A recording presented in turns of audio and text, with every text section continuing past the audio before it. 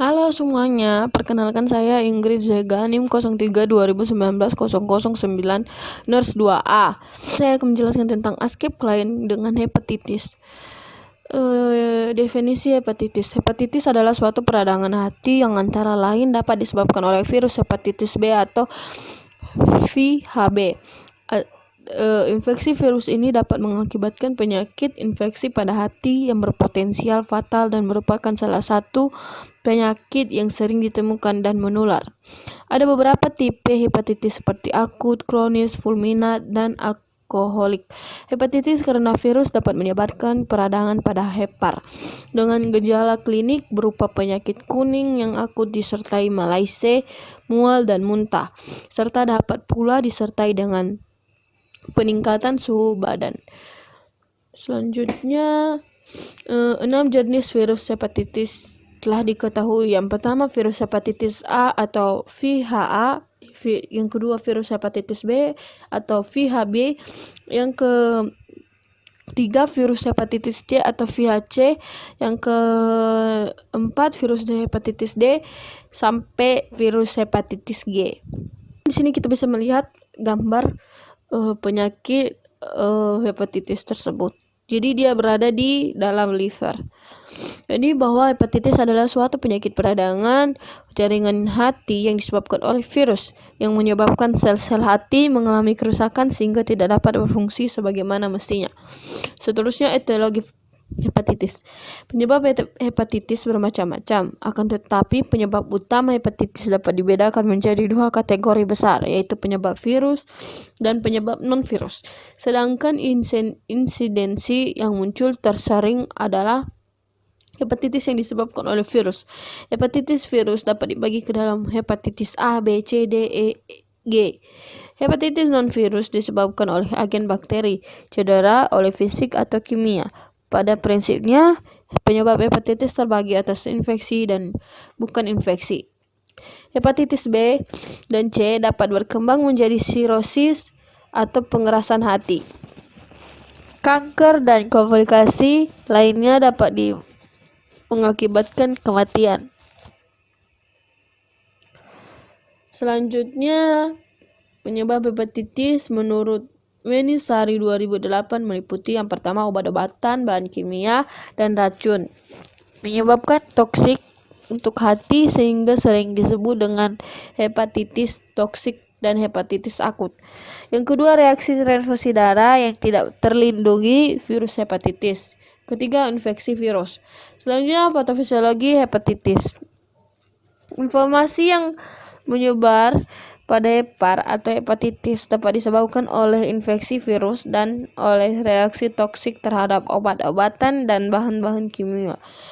Unit fungsional dasar dan dari hepar disebut lobul. Dan unit ini unik karena memiliki suplai darah sendiri sehingga dengan berkembangnya inflamasi pada hepar, pola normal pada hepar terganggu. Gangguan terhadap suplai darah normal pada sel-sel hepar. Ini menyebabkan nekrosis dan kerusakan sel hepar. Setelah lewatnya masanya sel-sel hepar yang menjadi rusak dibuang dari tubuh oleh respon sistem imun dan digantikan oleh sel-sel hepar yang baru sehat. Oleh karenanya, sebagian besar klien yang mengalami hepatitis sembuh dengan fungsi hepar normal.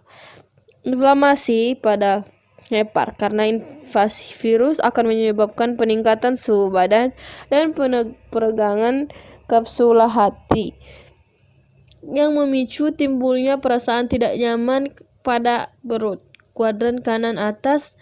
Hal ini dimanifestasikan dengan adanya rasa mual dan nyeri di hulu hati, pucat atau abolis karena bilirubin konjugasi larut dalam air. Bilirubin urin dapat diekskresi ke dalam kemih sehingga menimbulkan bilirubin urin dan kemih berwarna gelap. Peningkatan kadar bilirubin terkonjugasi dapat disertai peningkatan garam-garam empedu dalam darah yang akan menimbulkan gatal-gatal pada ikterus. Jadi teman-teman bisa melihat di sini bagian dari hepatitis virus tersebut. Bisa dibaca sendiri ya teman-teman. Kemudian tanda dan gejala hepatitis. Mengalami gejala mirip seperti flu, mual, muntah, demam, dan lemas. Yang kedua, feses berwarna pucat. Ketiga, mata dan kulit berubah menjadi kekuningan atau jaundice. Hal ini terjadi karena peningkatan kadar bilirubin darah, kemudian sakit perut, kemudian berat badan turun tanpa sebab, kemudian urin menjadi gelap seperti teh, kemudian kehilangan nafsu makan, kemudian nyeri perut, nyeri sendi. Selanjutnya, pemeriksaan diagnosis hepatitis. Yang pertama, tes fungsi hati. Tes ini dilakukan dengan mengambil sampel darah. Kinerja atau fungsi hati. Pada tes ini kandungan enzim hati dalam darah yaitu enzim asparat, aminotransferase, dan alanin. Aminotransferase atau AST atau SGOT dan ALT atau SGPT.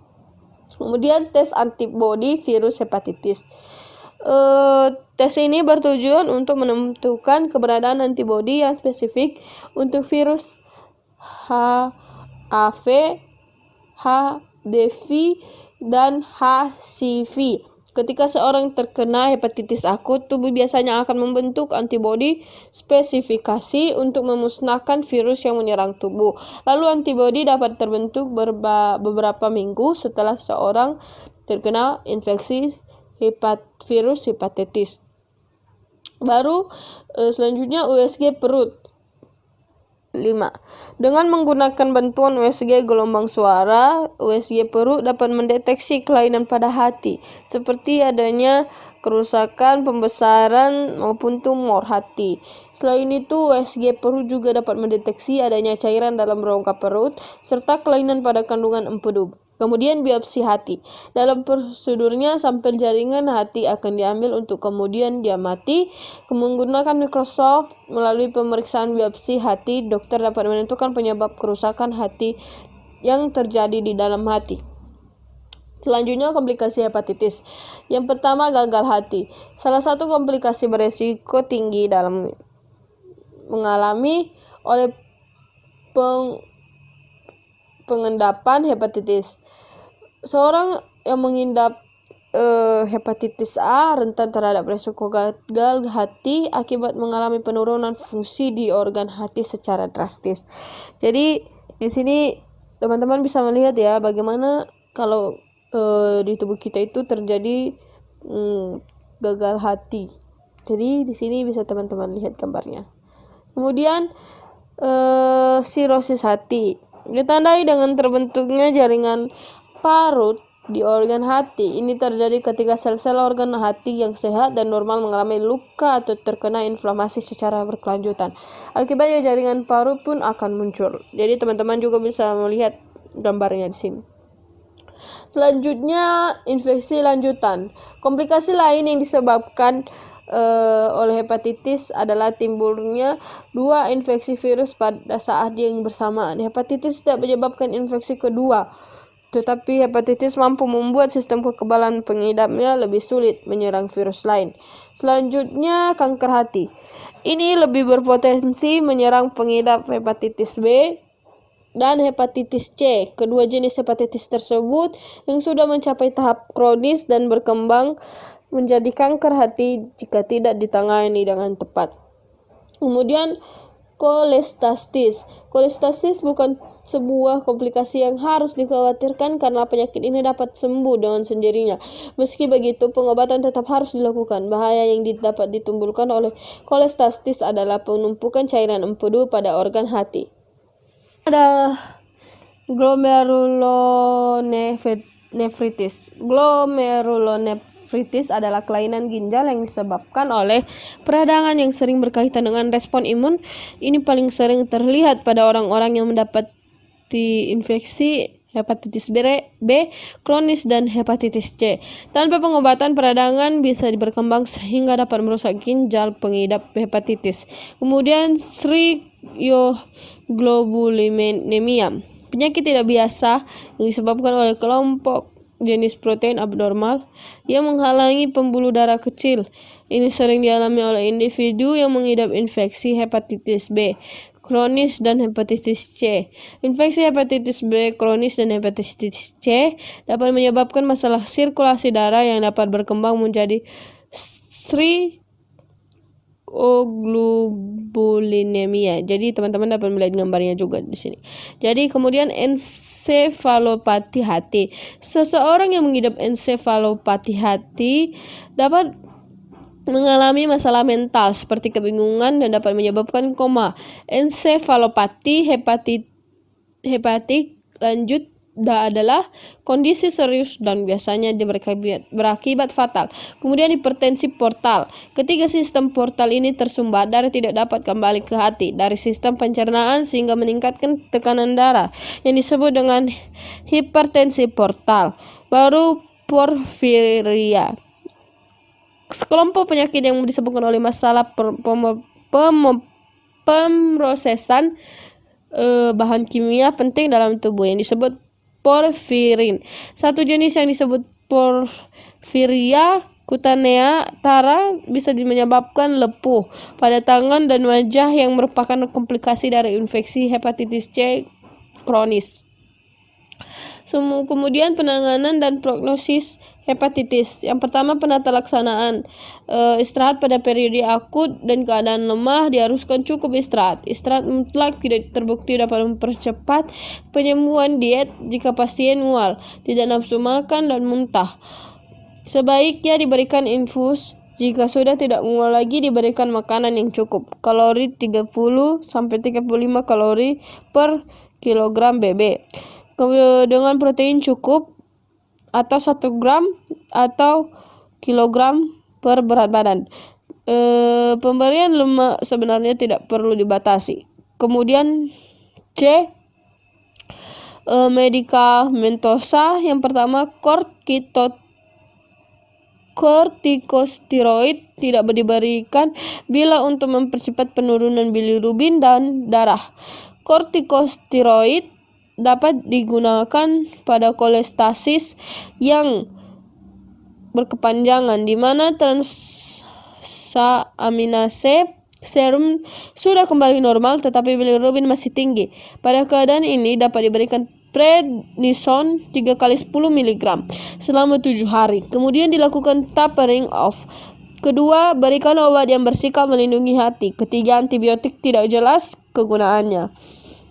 Selanjutnya, prognosis. Prognosis hepatitis A baik dan pasien dapat sembuh sempurna. Kurang dari 0,4% dari kasus yang dilaporkan bersifat fatal. Angka kematian akibat hepatitis fulminan berkisar antara 0,1% sampai 0,2% atau Krugman tahun 1992. Kematian dikaitkan dengan umur penderita atau apabila ada penyakit hepatitis kronik lain, terutama hepatitis kronik C. Pada hepatitis B akut, sekitar 95-99% pasien akan sembuh sempurna. Pasien yang lanjut usia dan disertai dengan kelainan medis lain dapat mengalami penyakit yang berkelanjutan dan dapat menderita hepatitis berat. Prognosis buruk tampak jika pada penderita ditemukan asistes, edema perifer, dan enselopati hepatik. Kemudian proses keperawatan. Yang pertama, pengkajian biodata, keluhan utama, riwayat kesehatan, data dasar pengkajian pada pasien dengan penyakit hepatitis. Selanjutnya, diagnosa keperawatan. Yang pertama, gangguan nutrisi, kurang dari kebutuhan tubuh yang berhubungan dengan anoreksia, diare, mual, atau muntah. Kedua, risiko kekurangan volume cairan yang berhubungan dengan muntah, diare, dan pendarahan. Yang ketiga, nyeri yang berhubungan dengan inflamasi hati. Thank you sudah menonton.